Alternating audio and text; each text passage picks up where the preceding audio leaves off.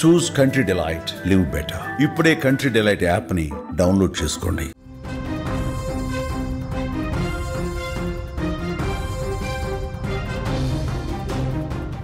ఆంధ్రప్రదేశ్లో వాతావరణం మళ్ళీ మారింది. కొన్ని రోజులుగా విరామం ఇచ్చినటువంటి వరుణుడు ఇప్పుడు మళ్ళీ ముంచుకొచ్చేందుకు సిద్ధమవుతున్నాడు. అక్కడ ప్రజలంతా కూడా అప్రమత్తంగా ఉండాలని రాష్ట్ర విపత్తుల నిర్వహణ సంస్థ హెచ్చరికలు కూడా జారీ చేసింది. ప్రస్తుతం నైరుతి బంగాళాఖాతం నుంచి ఉత్తర కేరళ వరకు తమిళనాడు మీదుగా ఒక ద్రోణి కొనసాగుతోంది.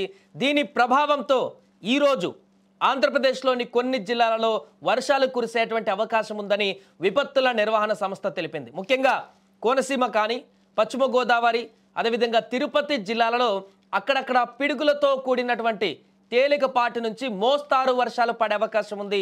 ఈ యొక్క సమయంలో ప్రజలు ముఖ్యంగా పొలాలలో ఉన్నటువంటి రైతులు కానీ, కూలీలు కానీ చెట్ల కింద నిలబడకుండా సురక్షిత ప్రాంతాలకు వెళ్లాలని కూడా అధికారులు సూచించారు. ఎందుకంటే పిడుగులు ఎక్కువగా పడేటువంటి అవకాశం ఉంది కాబట్టి చెట్ల కింద ఉంటే అక్కడ పిడుగుల ప్రమాదం పొంచి ఉండే అవకాశం ఉంది కాబట్టి ఈ జాగ్రత్తలు తీసుకోవాలని కూడా చెప్తున్నారు. మరొక వైపు కోస్తా తీరానికి దగ్గరగా పశ్చిమ మధ్య బంగాళాఖాతంలో మరొక ఉపరితల ఆవర్తనం కూడా కొనసాగుతుంది.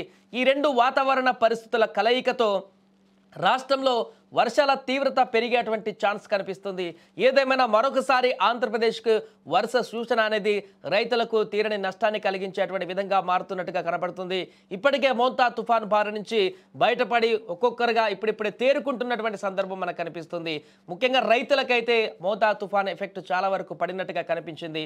దీనికి సంబంధించి ఒక్కొక్కరు ఇప్పుడిప్పుడే కోలుకుంటున్న ప్రభుత్వం కూడా సాయం చేస్తూ ముందుకు వెళ్తున్నటువంటి తరుణంలోనే మరలా వర్షాభావ పరిస్థితులు, తుఫాన్ లాంటిది కాదు కానీ అల్పపీడనం కారణంగా ఏర్పడ్డటువంటి ఈ యొక్క వర్షాలనేటివి కొన్ని ప్రాంతాలలో అధికంగా కొనసాగేటువంటి అవకాశం కూడా ఉన్నట్టు తెలుస్తుంది. ముఖ్యంగా ఇది వర్షంతో పాటుగా గతంలో తుఫాను సృష్టించినటువంటి బీభత్సము, ఒకవైపు గాలి, అదేవిధంగా హెవీ వర్షం, వరదలు కూడా రావడం చూసాం. కానీ ఇది పిడుగులతో కూడినటువంటి వర్షం. ఎంత ఎక్కువగా పిడుగులు పడేటువంటి ఛాన్సెస్ కూడా ఎక్కువగా ఉంటాయి కాబట్టి దీంతో ప్రాణనష్టం సంభవించేటువంటి అవకాశం ఉంటుంది. కాబట్టి ప్రజలందరూ జాగ్రత్తగా ఉండాలంటూ కూడా చెప్తున్నారు. ఎందుకంటే గతంలో జరిగాయి ఇలాంటి ఇన్సిడెంట్లు, చాలా ఆంధ్రప్రదేశ్ రాష్ట్రంలోనే జరిగాయి. కొన్ని ప్రాంతాల్లో పిడుగులు పడి మరణించినటువంటి వార్తలు కూడా మనం చూసాం, విన్నాం కూడా.